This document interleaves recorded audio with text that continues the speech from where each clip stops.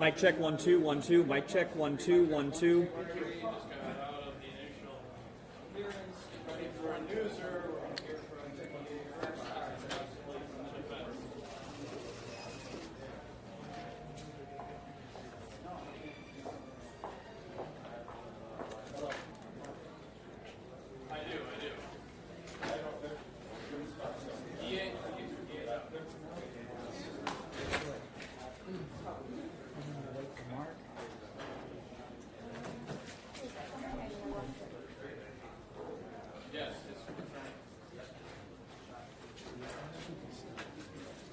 Oh, okay. It'll be just one. We'll wait for one.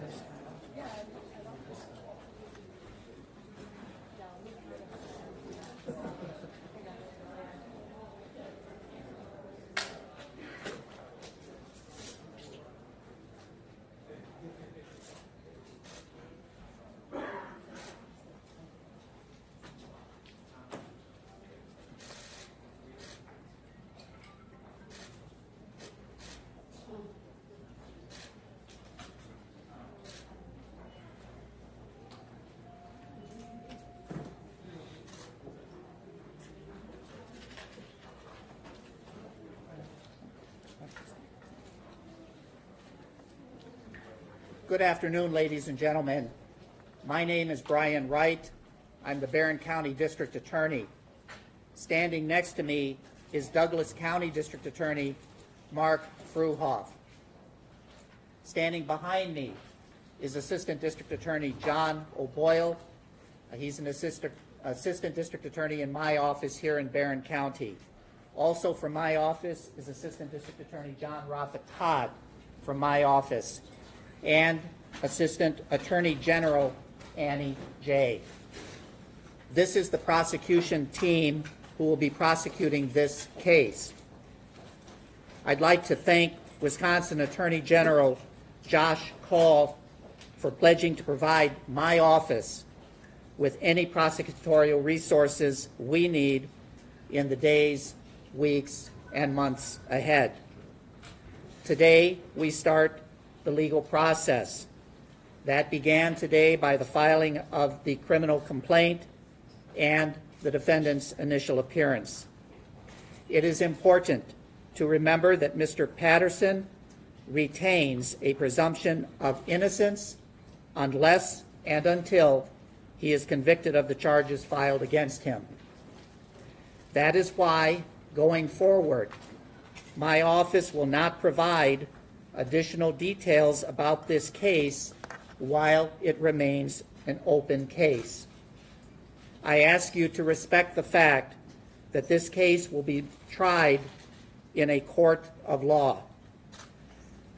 That is why for many of these press conferences, Sheriff Fitzgerald has answered questions that you have had with the answer no comment. That will be even more true now. I know there is public interest in this case.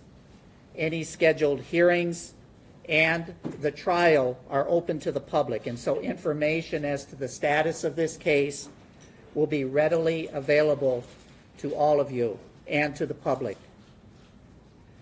The prosecution team that you see assembled here today wants justice for Jayme and Denise Closs and for Jayme Closs.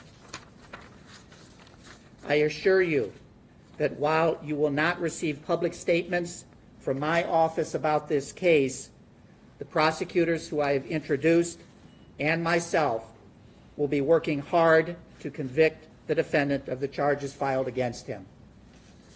At this time, I'm going to open it up for questions, but before I do so, I want to give District Attorney Fruhoff an opportunity to make a statement as well. Thank you. Just very briefly, I echo the comments of Mr. Wright. Been on the phone with him every day since Jayme was first found alive in our county. My office is still in the process of reviewing the reports on the case to determine whether or not there are any additional charges that would be filed in Douglas County. At this point, I can't provide any additional information about that. I would expect to have an update on that before his next court date as we continue to communicate with Mr. Wright and the victim's family and law enforcement. Thank you. Yes. And were there any additional charges coming? Not from Barron County. But there could be in Gordon County if there was a sex assault? Douglas Or County, Douglas County? I think, Mr. Bruhoff can Yes, answer Douglas that. County, there is the potential for additional charges from Douglas County for crimes that occurred in Douglas Do you County. believe crimes occurred in Douglas County? I can't comment on that at this point, I'm For sorry. 88 days, Jayme was gone, and it seems like there are so many more details over that span. Is it safe to say there are more details you still don't have about what happened over those 2.5 months? Yeah, I'm afraid I can't comment additionally about the facts of the case. Do you know what his plan was? He had her for 88 days. We know he's accused of all of these charges, but what was his end goal in all of this? Yeah. Not beyond what's been stated in the criminal complaint at this time.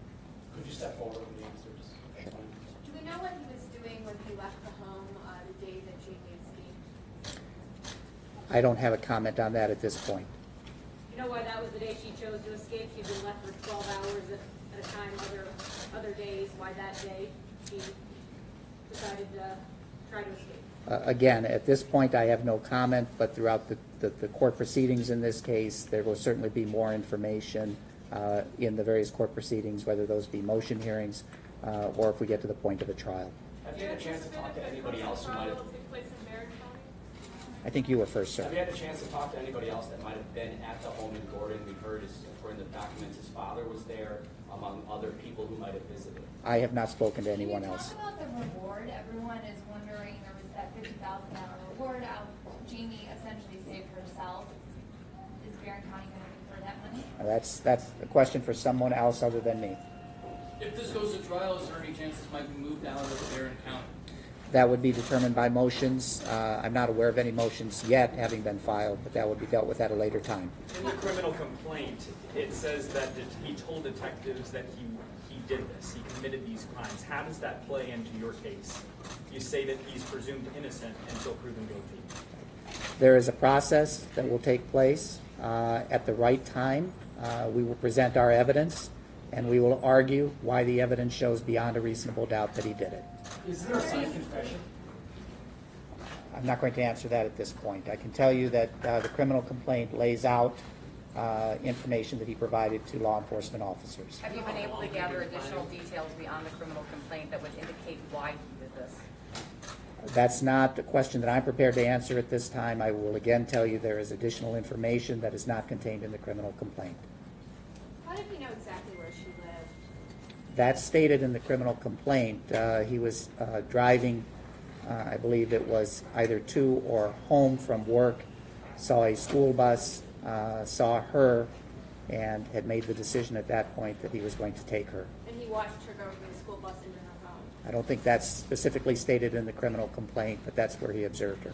Is this every parent's worst nightmare? I think most of us here, if not, were parents, and it certainly is something that gives us all pause. Has he shown any remorse? I have seen him for the first time today in court. When did he see her get on that school bus? The criminal complaint doesn't say that. How long had he been, for lack of a better term, targeting her, I guess? Again, I'm not prepared to answer that at this time. How important is it for you to get a conviction in this case, given the national media scope of everything here? It's extremely important. It's extremely important because we are seeking justice.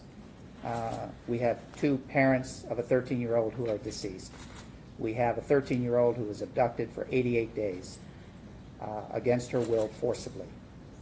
It doesn't get any more serious than that. And I assure you that these prosecutors here, all of us, want justice for both James and Denise and for Jayme. Do you know how much time there was between when he saw her on the bus and when he actually acted? Again, I'm not going to answer specific factual information beyond what was stated in the criminal complaint at this time. Not listed in the criminal complaint?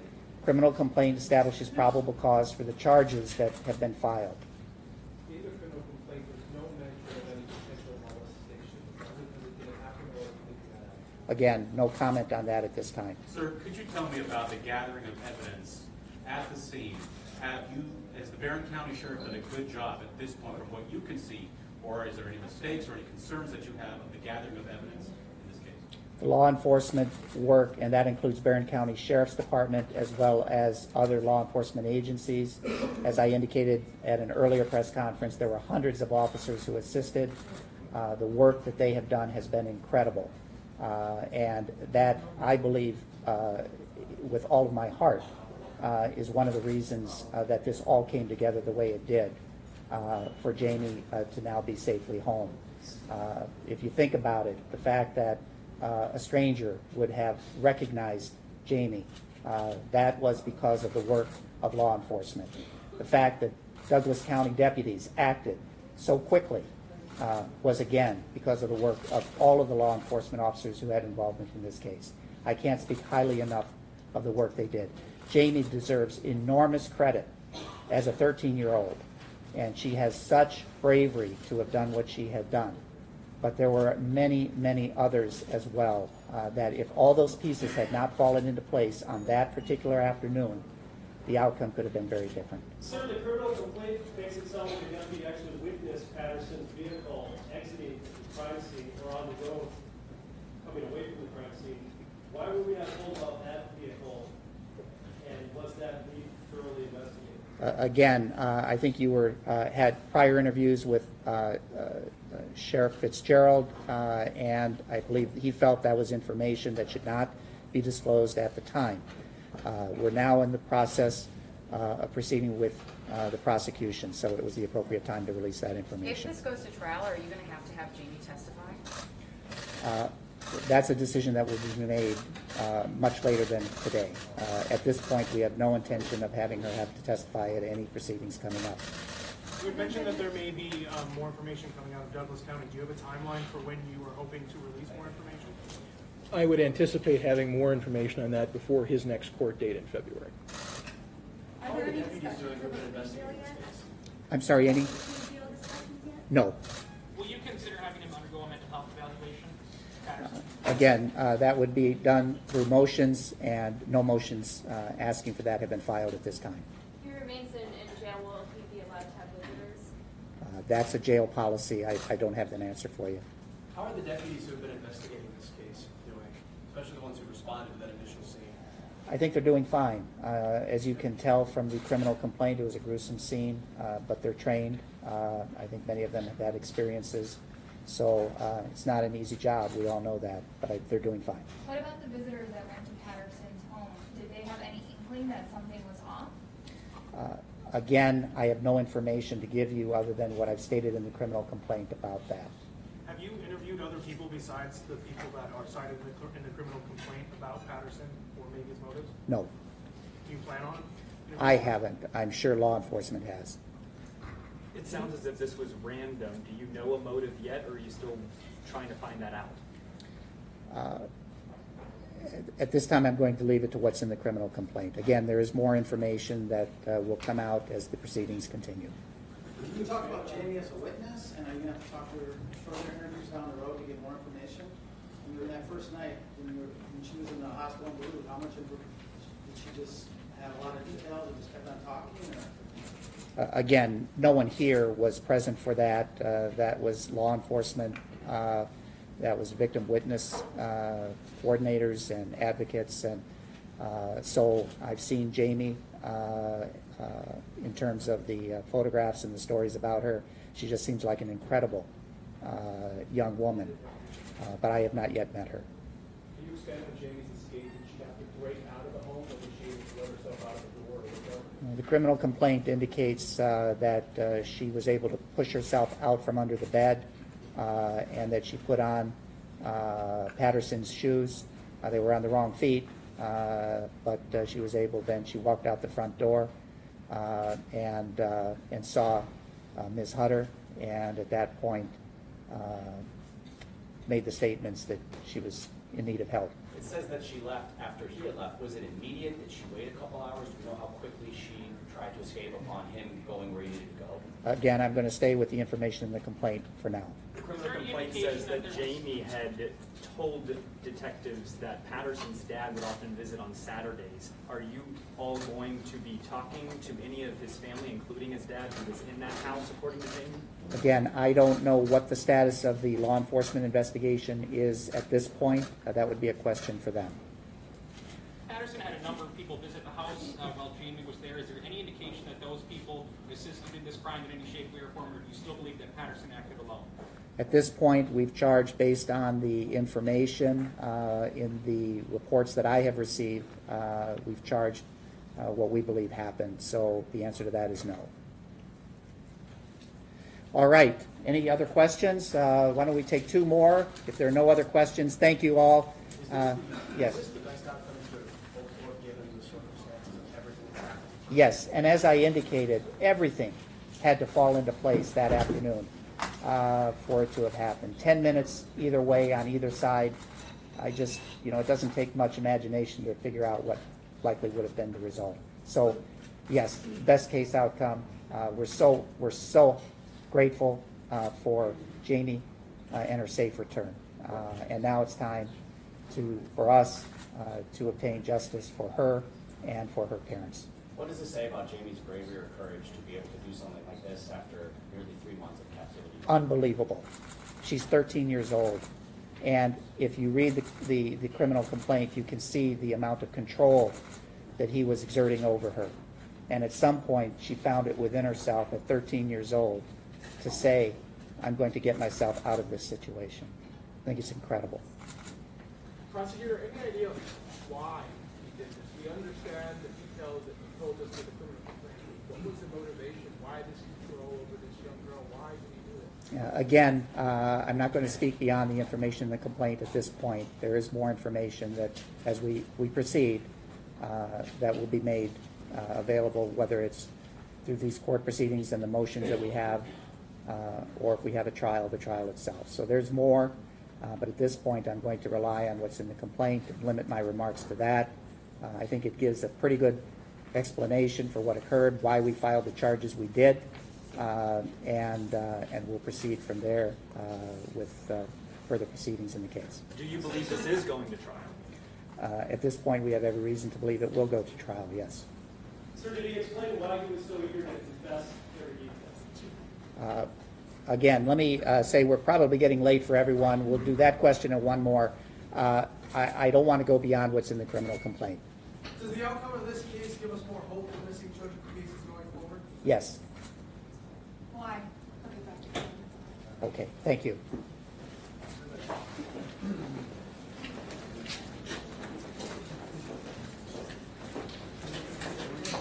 Brian, no, Brian. Thank you.